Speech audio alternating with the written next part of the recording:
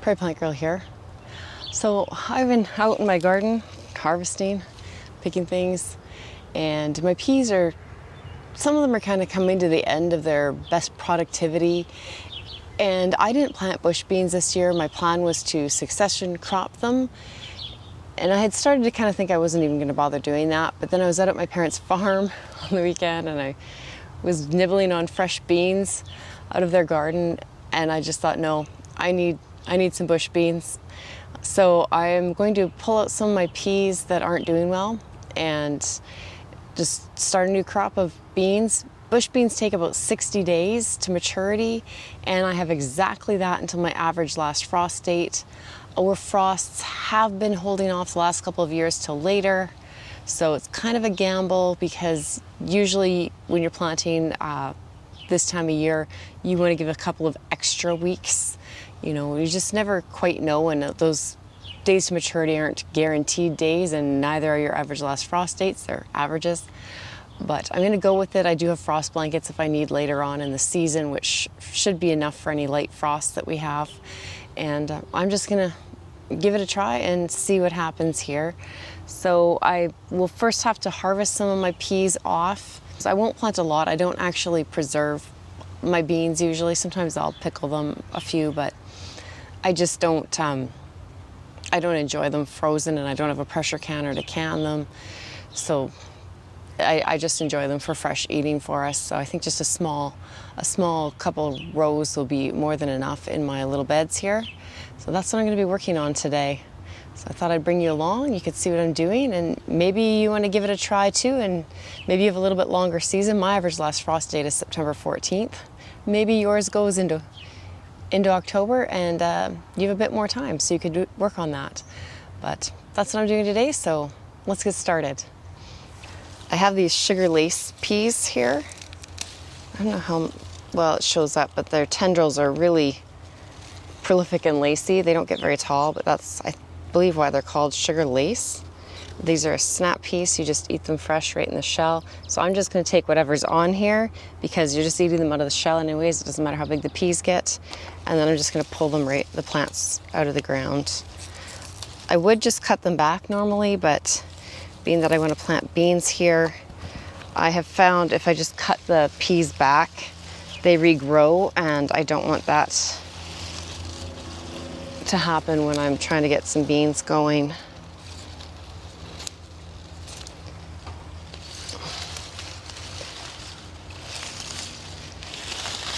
Oh, there's dill in here. That smells so good. It just comes up everywhere.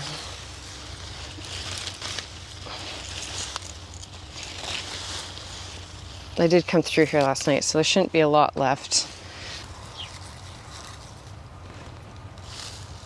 So I think you can see here, like these peas, there's a couple of flowers that are still coming on them, but for the most part, they're not really doing anything anymore. What I took off, which was, I don't know, maybe 9 peas, and that's about all I got off here last night too. So they're done for the season. It's just too hot. We're supposed to be into the 30s. We were in, I think we got to like around 31 Celsius yesterday, and we're supposed to be in the mid 30s for the next few days.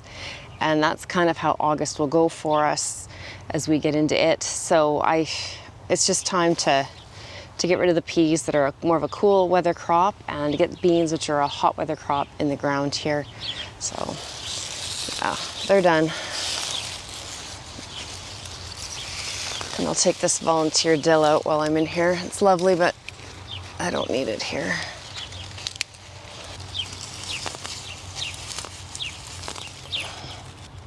And a tree. Why do tree seeds always find places to grow?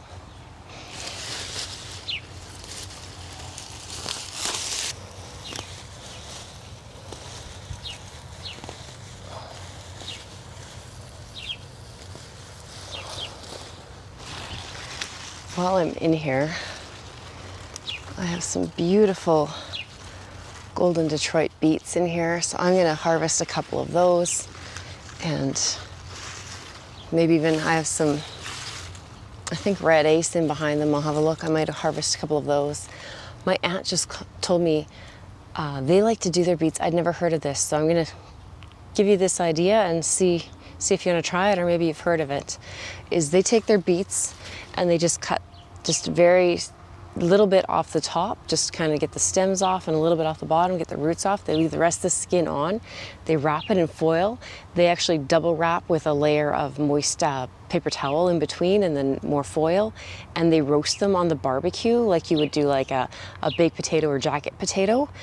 And they said it's just amazing. It still has some crispness to the beet, but they're cooked through and they're really delicious that way. So I'm eager to try that, and I think that's gonna be on the menu for supper tonight. So I'm gonna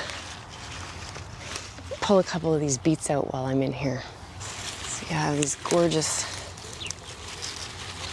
Detroit, I think they're golden or yellow beets they're called.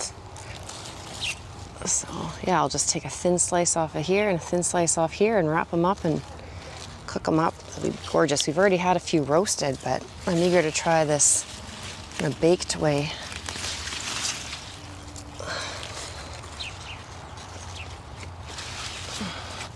I don't think I have any large enough of the others back there, but we'll pull a few of these.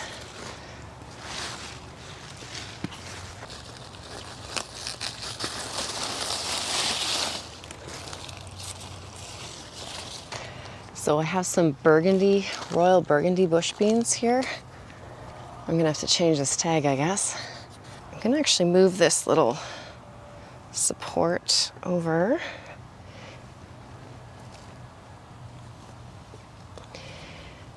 And I'll put one thin row along the front of it, and I'll actually do one thin row along the back here.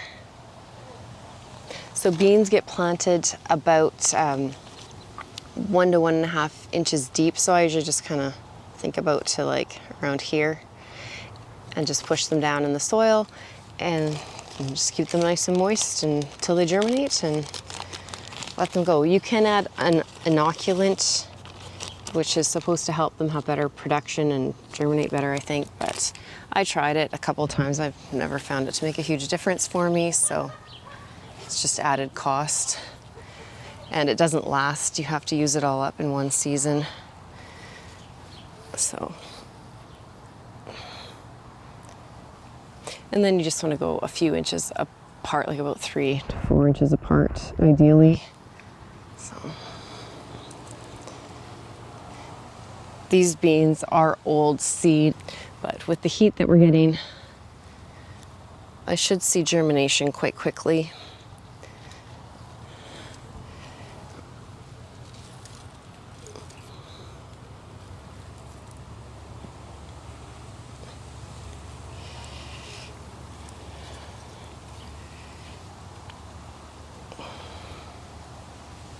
I just have 4 left, so I'm just gonna double up a couple of spots here. Like I said, it's old seed anyways, so extra seed in a couple spots probably isn't a bad idea.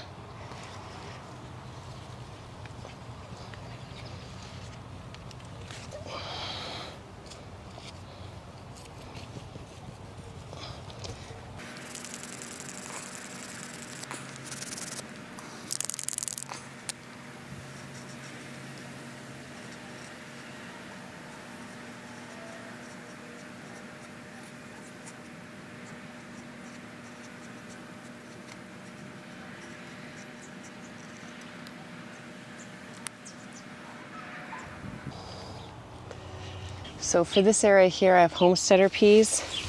And again, they're not really flowering anymore. They're pretty sparse production. Now this is a little bit shadier area. The corn's giving some shade. It's still kind of early in the day, so it's shady in the morning sun. There will be more sun that comes through over here in the afternoon. So it should still be enough sun. You can see the peas were growing well in here. I did plant Lena's beans along this corn, and it's growing, but it's not, I don't know, I don't think they're gonna produce anything for me. So I might find somewhere at one of my flower beds and make a little kind of teepee with a couple of poles and just put them out there where they have more room to grow. because I think the squash in front here just kind of slowed them down, and then the corn keeps falling over. I put some green, I think they're called Blue Lake bush beans over here, and I did go through these last night too, and I'm not seeing anything. And these are a shelling pea. What was maybe one that I missed here? I don't think there'll be really much to harvest off of these, and these ones are actually good just to eat like this too. This shell isn't as nice as the sugar snap, but still edible like this, even at a large size. I'm not seeing anything else, so I'm just going to take these out. I did bring some secateurs out, and I'm just going to kind of trim some of this growth here off this. This is, I think, a renegade pumpkin. Just going to kind of prune it back a little bit. Get rid of some of these big old leaves that are in the way.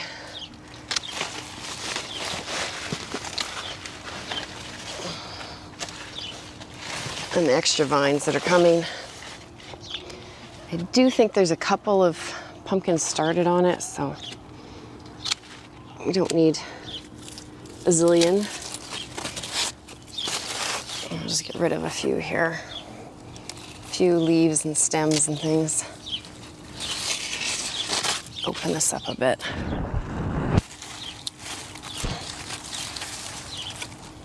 Just be careful when you're doing this that you don't accidentally cut off a stem that's leading to a pumpkin that you actually want to keep, because I've done that and it's not a fun thing to realize. Okay, so now that I have somewhere to work, what did I say I was going to put in here? The bush lake.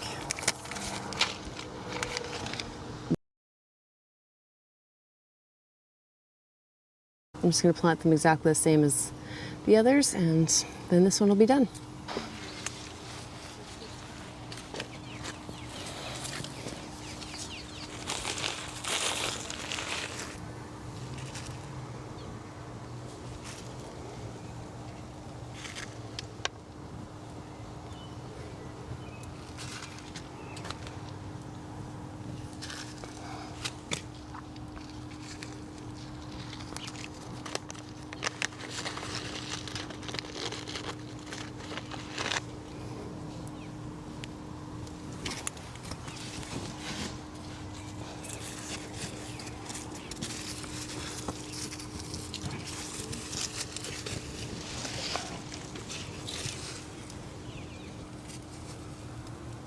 I did just a single row here. My bed is 8 feet long, so my other beans that I planted, that was a 4-foot double row. This is a single row of 8 feet, but I did plant 2 seeds per space, just because there's, like I said, they're pretty old seed, so I thought that just helps if I don't get good germination, because my chances to reseed are pretty low at this point in the year. So I thought I'm just gonna try and get the best germination that I can out of these, and obviously I've had these seeds a long time. I'm not worried about wasting a few. The same as I spilt a few and I was trying to put the extras back in the pack. I just dumped them into the row, and we'll deal with them when they come up. So I think I have one more spot that's going to work well to put a few beans, and I'll try and get some yellow beans in there. I just want to look at those peas one more time, because they have been producing pretty well, but I think they're done flowering. I think they're done for the season, so I just want to have one more peek before I make that decision. So let's have a look. So here's my green arrow peas. These are gorgeous, gorgeous peas, and you can see they still have a few peas on here. Most of them are not quite ready to be picked. This is about as close as they go. Again, I was here last night. So I think what I'm actually going to do in this case is leave these, because there's lots hanging but they're not flowering anymore, but there's lots that are ready to be mature in the next probably 3 to 5 days, is I will just go in behind this row.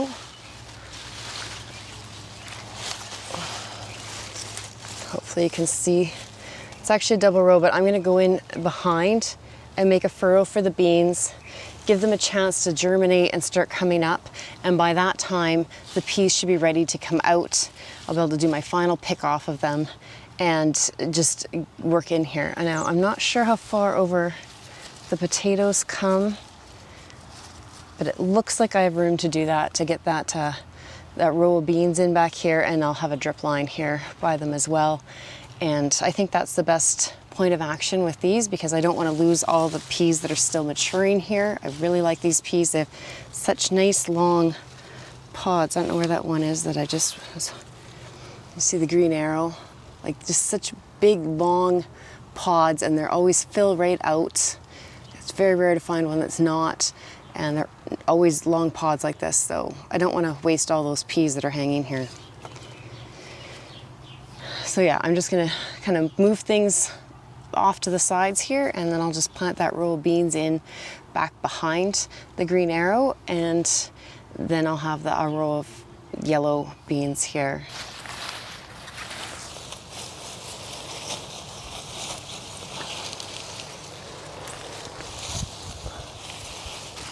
And while I'm in here, we need potatoes for supper, so.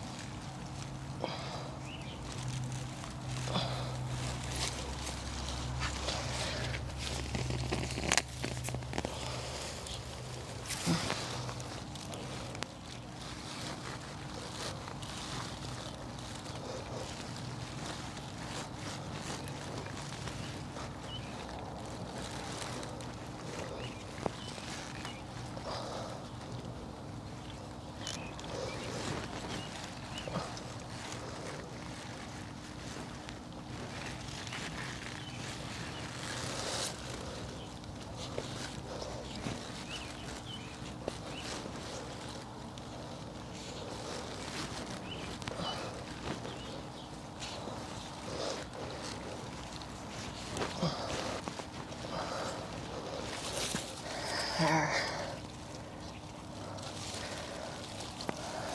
Lots of potatoes here. A couple suppers worth.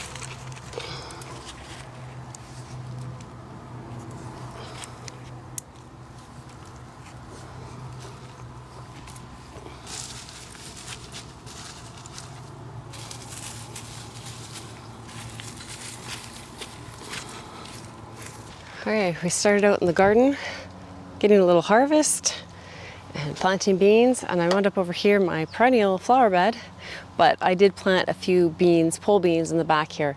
Now, I thought I had more of those Lena bean seeds to plant back here, but I don't, so I really hope the ones that I have produce at least a few to save seed for next year to plant.